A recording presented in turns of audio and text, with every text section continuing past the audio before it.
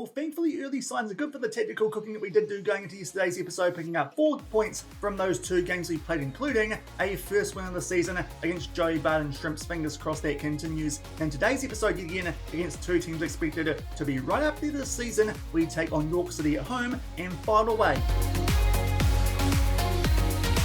Hello everyone and welcome to episode number 17 of Rookie to Royalty here on Shaun Does FM with Buxton FC. Hope you're doing well, and coming up today we've got 2 more big games early on here in our Vanarama National League season. Hopefully can continue that momentum from the games we played yesterday against Bradford and Morecambe. If you missed that one, I'll leave a link to it over in the top right corner. But today we take on York City, that one at home, and then off back and taking on Woking, that one at home, but I'll play that one off camera before we come back and take on a Fylde team who are expected to be up there in the promotion hunt exactly the same as York City. So hopefully you guys are looking forward to those 2 games coming up in today's episode. But in that one yesterday, we did do a fair bit of tactical run through of the new tactics that I did cook up over the weekend here, going into the save off the back of a dreadful start, most notably that 6-2 loss to Southend United, which looks all the more worse now because they're actually somehow below us on the league table off the back of that 2-1 when we picked up over Morecambe, our first win of the season. So it does mean that currently we do sit relatively comfortably outside of the relegation zone, 3 points clear of Tamworth and Maidenhead United, albeit our goal differential does mean that if we don't pick up a win and those teams do, we could again end up down near that relegation zone. Of course, Morecambe were expected to be quite a good team, no doubt when they sack Joey Barton eventually they'll actually become quite good, seeing as he's a bit of a buff here, but hopefully we can continue that good form that we found during the course of yesterday's episode, especially with the addition of a new left winger. We needed it off the back of course, the sale of Diego Di Girolamo, as well as the news that Kyle Kelly will be away for this game that we're about to play on international duty. And thankfully, we did pick up Luca Colville on a free on quite a big wage of 1.5k a week, but obviously off the back of the sales of Broadbent as well as Di Girolamo, we could afford that. So that's probably our last signing unless we somehow sell someone else here at Buxton going into the remainder of this season. But he comes in as a new first choice, therefore going to be fair. Doesn't look too natural there, is only competent, but with that very strong left foot, he should be okay as that inverted winger, and certainly is an upgrade on Kyle Kelly. So it does mean once he makes his way back from international duty, he'll only be a squad player, which probably is a good idea because he, to be fair, another player who wasn't too natural in that left wing position. But thankfully, our new signing there in Luca Colville does look like a little bit of an upgrade. So we've actually kind of improved our squad going into the first game of today's episode, despite the fact we are missing Kelly on international duty. Also, a couple of players who did play for the under-18s, but unfortunately also got some more injuries off the back of that second game in yesterday's episode. Thankfully, Alfie Pinion is still fit because, of course, Max McKnight's still out for a wee while with that twisted ankle, another 3 to 5 weeks, so it does mean we're still a little bit light there in terms of right backs. But also Hayden Lindley has damaged his heel, is out for 4 to 8 days, but to be fair, he would only be our third choice balling midfielder anyway, but it does mean a bit wider in terms of squad options here for this first game. In today's episode, it does mean that Harry Leeson makes his way onto the bench. That's because he can cover centre back as well as right back, might be quite useful, as is David Carson, of course, as we found out during today's episode, because he can do a job at both right back as well as in central midfield, with Ben Midger looking a bit better than him in that central midfield role we are now using with this Buxton base tactic, and hopefully it will work like it did during the course of yesterday's episode, that draw against Bradford and then that win over Morecambe, as we take on York City. These guys up in 5th on the table, expected though to finish second. They did lose to Ipswich, but to be fair, lots of teams have done that the early part here of the season. They're in second on the league table, Ipswich, but apart from that, they've done a pretty good job. A 2-0 win over Bradford. Of course, we could only manage to draw against those guys in yesterday's episode, and around that, there have been pretty good wins over Woking and Aldershot. They did though drop points to Morecambe at home, which so far this season doesn't look like too good a form, because that is the only point that Morecambe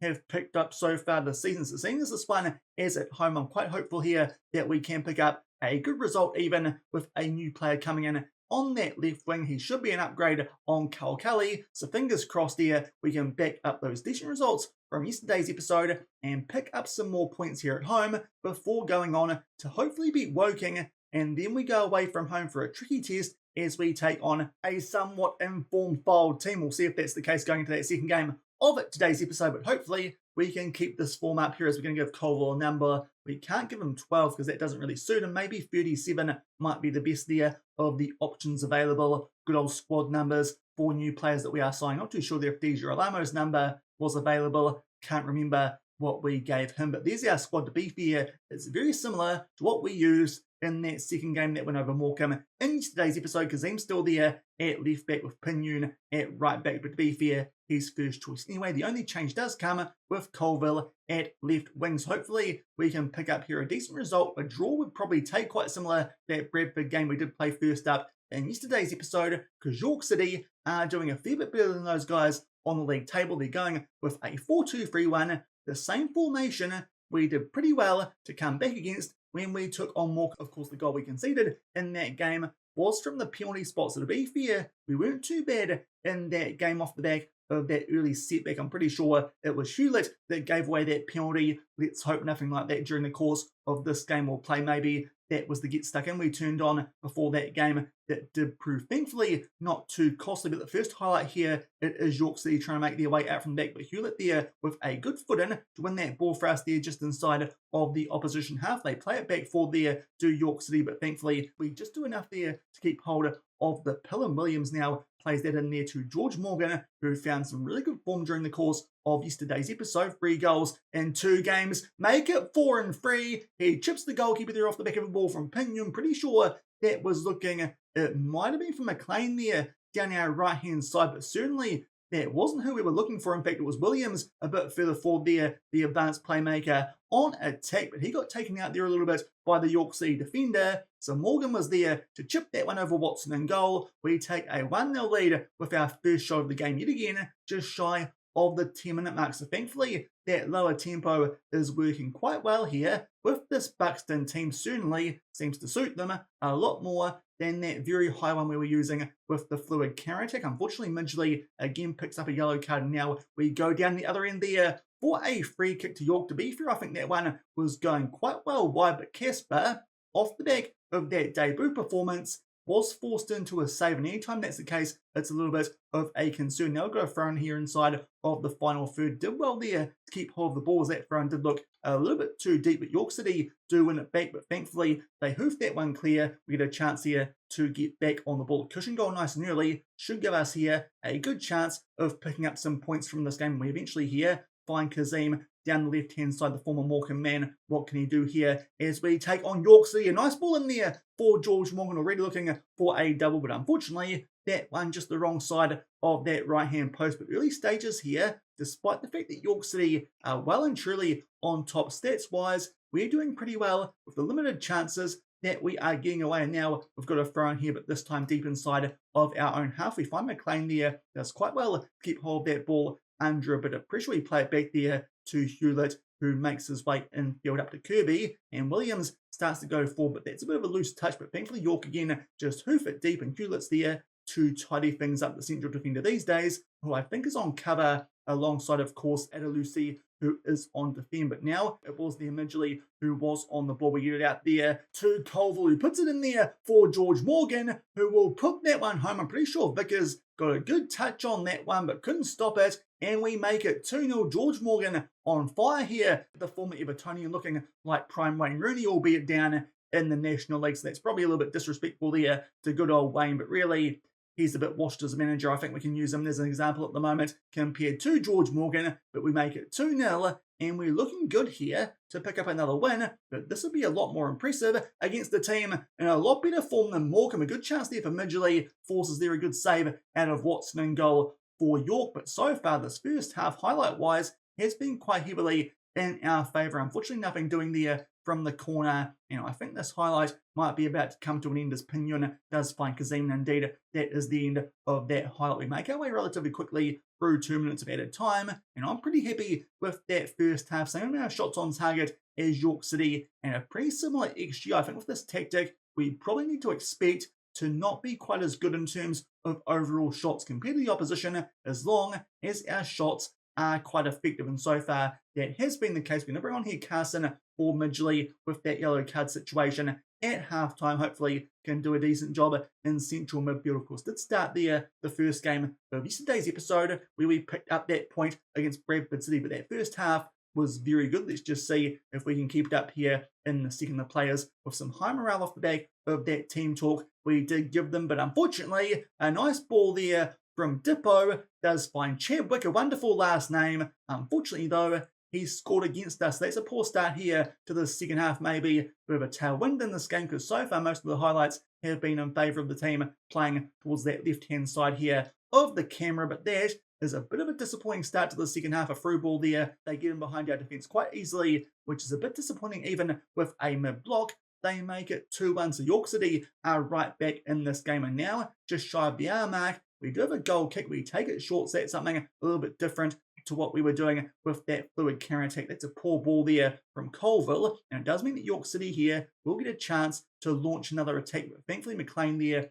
just enough of a pest to get that ball back for us, and now we try and move this out here to our left-hand side. But Hewlett there with a poor ball does mean that York City are back on the attack here inside our half. They put that one into the mixer. A good save from Casper and then a block, but apparently Betty got interfered with by Williams.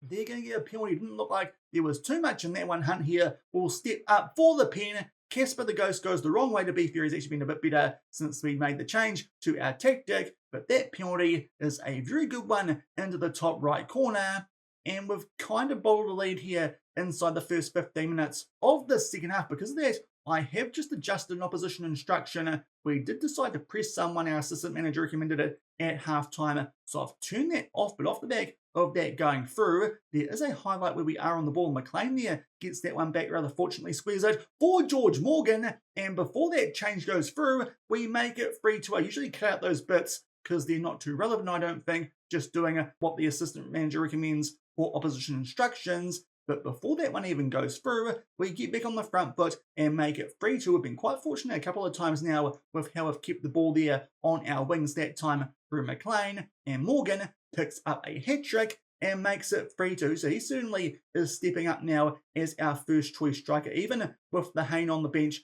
who is a pretty similar type player, quite even attribute-wise with Morgan, but he is doing a great job for us currently as first choice. I don't think that Lahane will get too much of a chance if he keeps up that form. But about to make our way to the final 10 minutes of this game, there is a corner for York City. They go far post, and Eli Campbell will get that one there through someone who should have been marking that far post. Looked like there we had two players who were on the post, and unfortunately, the one who could have stopped that one has not come up with a stop. It's actually Morgan, the hat-trick scorer. So not too sure there if he realises he doesn't need to keep scoring goals at that end of the field. But unfortunately, that makes it 3-all. And just as this highlight's about to start, we'll make our final couple of subs. Adalusi on a 6.4 will take off for Leeson. And also, Leap can come on for Kazim on that red heart. Thankfully, that free kick just goes over the bars. We make our way now deep into the late stages of this game. Hopefully, we find a way to at least pick up something from this one, because that would be disappointing off the back of having a 2-0 lead at half-time. But thankfully, win the ball there from that throw, which was to York City. McLean does well there to keep it. He finds Williams. That ball, though, a little bit too adventurous. Can't quite find a teammate. But thankfully, York City do struggle to keep hold of the ball. And we get it back here inside of their half. McLean will find Williams. Can he squeeze this for Morgan? He looks for him. He gets brought down there, an absolute stone-cold penalty. But apparently, it isn't one that looked like a dead set pen, considering the one that got given earlier in this game, which Hunt put away.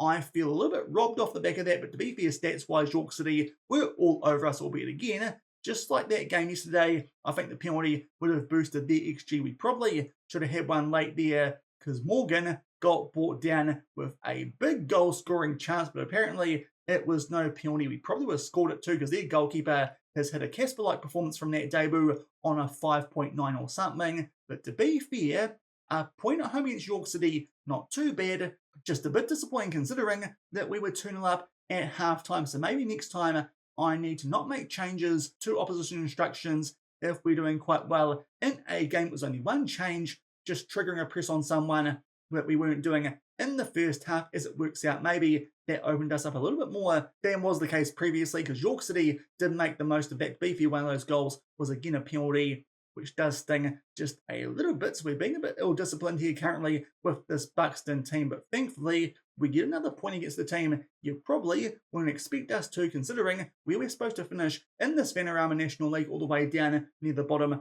of the table. So I think we'll take that. It does mean we'll keep ourselves fairly safely above those teams in the relegation zone, no matter what the results are on this match day. We keep ourselves in a very similar spot there in 17th, but now on 6 points a point a game off the back of that 3-all draw of York City. We'll come back shortly, show you guys highlights as I take on Woking off camera, before we then come back for an away trip to take on Fylde. And we're back for the highlights from this Woking game before we take on Fylde second up. In today's episode, we did thankfully pick up here a 2-0 win at the Tarmac Silverlands. A bit of a change at halftime. We put Colville out right instead of out left, switched him with Ryan McLean, because first half that rating was not too good. Thankfully paid off there as he cut inside to score a goal there to give us a 1-0 lead, and then Jim Hewlett from a corner finally scoring from a set piece did mean we picked up a 2-0 win. You can see there it was a relatively even game. We had a good period there in the first half. We were on the front foot. Apart from that though, it was mostly Woking, but thankfully second half we picked up those goals and pick up a 2-0 win.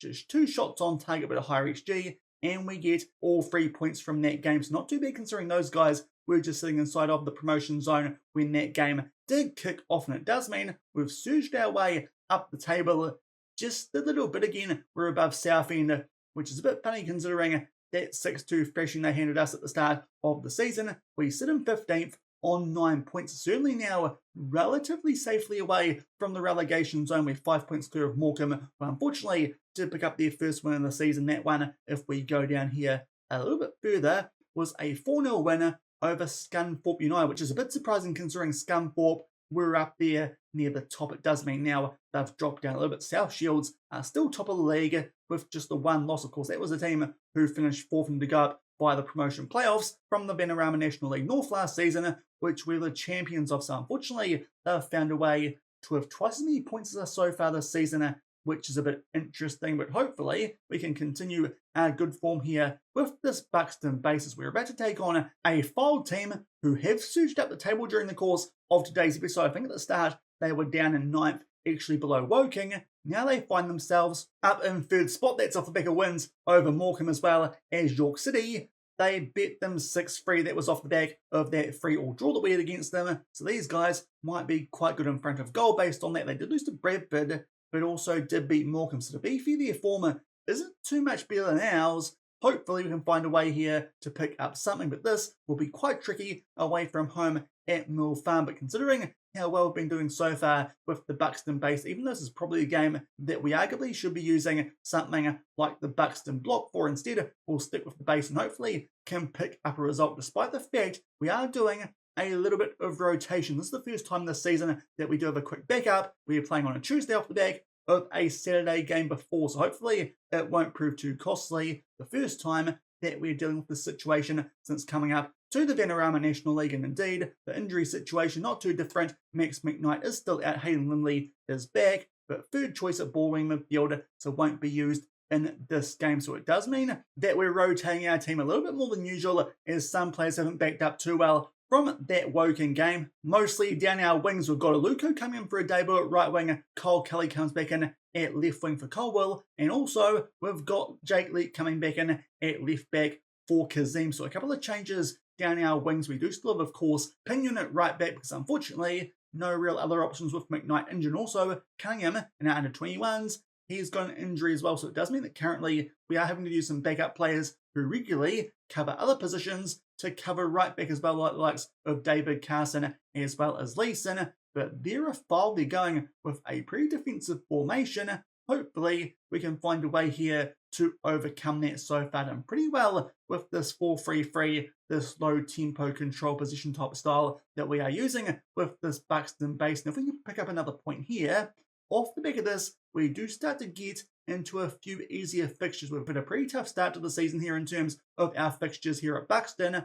Off the back of this, it does start to look a little bit easier. So fingers crossed we get through this in a relatively good position we then might be able to work our way into being a bit more of a mid-table team. I don't think, unless this tactic just explodes or something, will be like a promotion contender or anything like that, even though we have been doing quite well since we switched to it. But hopefully it will be enough for us to make sure we'll be in this division come the end of the season. The first highlight here is a corner to Fylde. They get a shot off, and thankfully a deflection just takes that one wide of goal. We try and clear it eventually when the ball there off a Fylde player. We'll demand more though, because so far, half hour into this game, we've done nothing. It's been all Fylde. To be fair, so far this might be our worst performance with this Buxton base. Now it's a free kick here for Fylde. They're able to keep that one just inside of the box. Now it's Whelan who's on the edge. He plays it one all the way back there to a centre back and floats that one over the top. It's very messy. Somehow Omari Benjamin can put that one away, but thankfully he was offside, because that would have been a pretty soft goal to concede. Thankfully it won't count, and it's still 0-0 just before halftime as Connor Kirby does pick up a yellow card. Now another free kick here, which Jones will take. They float that one far post. Thankfully Hewlett can head that one away, but Roberts gets that ball back there for the home team. Good tackle that from Aluko. Thankfully no penalty, but again they do keep it here. Do the home team as Quirk plays that one to Mitchell. In fact, Quirk was someone who we had on trial prior to the start of the season. Looks like Fylde picked him up, the 17-year-old. I didn't think he was quite good enough for us to sign. Apparently he's good enough for these guys, as Roberts here is on the attack. Hewlett there trips over himself, as I thought there he was going to win the ball, and this time Benjamin will put it away and stay onside. So unfortunately, off the back of a couple of good chances, Fylde do eventually take a 1-0 lead, and based on the stats, they definitely deserve it. Looks like they've been the only team so far in this game who have been playing football. A little bit unlucky there. We didn't win the ball through Hewlett, but to be fair, we got some luck in that previous game against York City. I don't think we can moan too much about them getting the rubber green there with that previous chance. And now a header, I think, again to Benjamin. That one comes off the woodwork. Probably should look there for the bottom right corner instead of across the face of goal, but thankfully he did. And despite the fact that we did next to nothing, with 52% possession in that first half, we are only 1-0 down, which I think is quite good, because it certainly could be a lot worse. Now we're going to bring on here Carson Papignon at halftime on a 6.4, and also Connor Kirby on a yellow card. Zam Mohammed can come on for him. A couple more players up front on poor ratings, but to be fair, I'm not too sure how fair it is, considering we haven't hit a shot yet. Not too sure what our attack's supposed to do if we don't get the ball forward to them, and so far we haven't seen that in any highlights. We'll change our defence and see if that helps out, and just keep an eye out on those players up front if those ratings do drop down any further. But so far, definitely our worst performance since those technical tweaks we did make leading in to yesterday's episode of Corner there for Fylde. Thankfully we can deal with the danger. Casper does have that one in his midst. He throws that one out there to Hewlett down our left hand side, but definitely it's been disappointing, this performance so far. Hopefully can do something from this highlight, but Midgley with a loose touch, albeit Morgan wins that ball back for us, starts to get here on the attack. We'll try and chip that one over the goalkeeper there in Hollingshead, but unfortunately not that good a decision. And the goalkeeper's quite tall, he can cover it, but now it's Williams who goes down to a red heart. So Caden Kelly will come on with our final sub. So Cole Kelly will stay out there despite the fact that he's on a 6.2. Not looking too good here. Might be our first defeat since all those technical changes. Again here, it is Fylde on the front foot. They try and float that one far post. Thankfully, we are able to head that one away, or punch it clear actually through Casper. They then try and make the most of that by putting it top left corner, but thankfully that one goes just over the bar. If things don't improve too soon though, it might be time for us to go with the Buxton Blitz, because that's supposed to be our goal scoring tactic. It's not looking too likely so far here in this game, but now a great chance here for George Morgan. It was a wonderful run, but this time he can't put it away. That's definitely the best chance we've had so far in this game, really the only one we've seen, and unfortunately he just puts that one wide. So unfortunately a chance for us to get back in this game and make it 1-1. We can't quite take it. It's encouraging, but I think it's time for us now to try this Buxton Blitz. With 10 minutes left, we'll go here for this attacking wing play system and see if it might work. Now, unfortunately, it looks like we've only got one player out there who can go up front. So maybe what we need to do is use Caden Kelly as a shadow striker. That might be the best option also. We'll keep the Morgan as an advanced forward, because definitely does look better in that role than he does as a poacher. And Caden Kelly as a shadow striker, that might work. You can see there, it does mean we get rid of the advanced playmaker. But seeing as Kelly can play further forward, and actually can do a bit of a job at striker. It won't be too bad. A few more attacking roles we're using as well as wingbacks on support. But actually, Caden Cully can play up front. Didn't realise that through the position list there on that screen. So instead of central attacking midfield, we'll stick there with the 4-2-4 it's supposed to be and use him as a deep lying forward and see what we can do late on in this game if we can somehow pinch a point here off of Fylde. We make our way into 3 minutes at a time and have a throw in, which we hopefully will float far post. And unfortunately, there's no one there. I thought that Morgan might be there on that left-hand side. As it turns out, both players were on the right. And Hollingshead there got a pretty safe grab. And unfortunately, he hoofs that one clear and Fylde. Do get back on the ball. They float that one far post. Not too good work from us there. At the back, that one comes off the inside of the post. And we just do enough to clear that one away. But unfortunately, that was the last highlight of this game. A pretty rubbish display from us there, it's fair to say. We suffer our first defeat off the back of those tactical tweaks we did make going into yesterday's episode. A big chance there to George Morgan with that good through ball, but just put it on the wrong side of that right hand upright. But apart from that, we were definitely second best in that game, so no complaints there as Fylde do come away with a 3-0 win. It does mean we slide back down to 16th there on the National League table, but be fair, still in a pretty safe position, 4 points clear of the teams inside of the relegation zone, despite that 1-0 defeat. So unfortunately our first defeat there in a couple of games with this Buxton team, but to be fair, considering the stats from that game, I think we actually did quite well defensively, just not too much on attack that time. George Morgan with a good chance there in the second half, didn't quite take it this time around, but before then he was in superb form. But unfortunately, that's our first loss in a little while. But to be fair, that's the team up in third on the table, and now they actually do stay in third. Thought they might jump there above South Shields. That's not quite the case, but they're right up there in terms of the league table, so not too unexpected that we do lose to those guys away from home. But we are in a pretty solid position, especially as our fixtures will soon start to get a little bit easier based on league position already. We've taken on teams up in first, third, 8th, 9th, and 11th. So played quite a few teams there inside of the top half of the table. Just ignore that Southend thrashed us on that opening match day, because that's certainly the result, which is a bit random so far. Apart from that, we are doing a pretty decent job here with this Buxton team. Let's hope it continues and we can make ourselves a solid mid-table team here for our first season in the Vanarama National League. But that will do it for today's episode. We pick up there a draw against York, a good win over Woking, then a pretty poor effort there as we do get beaten away at Fylde. But if you enjoyed that one, then do remember to go down below, leave a thumbs up on the video, and if you haven't done so already and are enjoying the series here on the channel, also make sure to hit that subscribe button and turn that notification bell on as well. Now, come back for tomorrow's episode, we'll just see what we've got coming up in our next couple of fixtures, because I do think it's started to look a little bit easier. Next up, we've got Scunthorpe at home. Those guys are inside the playoff picture, expected to finish 15th, though, so hopefully that's a team we can beat, especially because they lost 4-0 to Morecambe.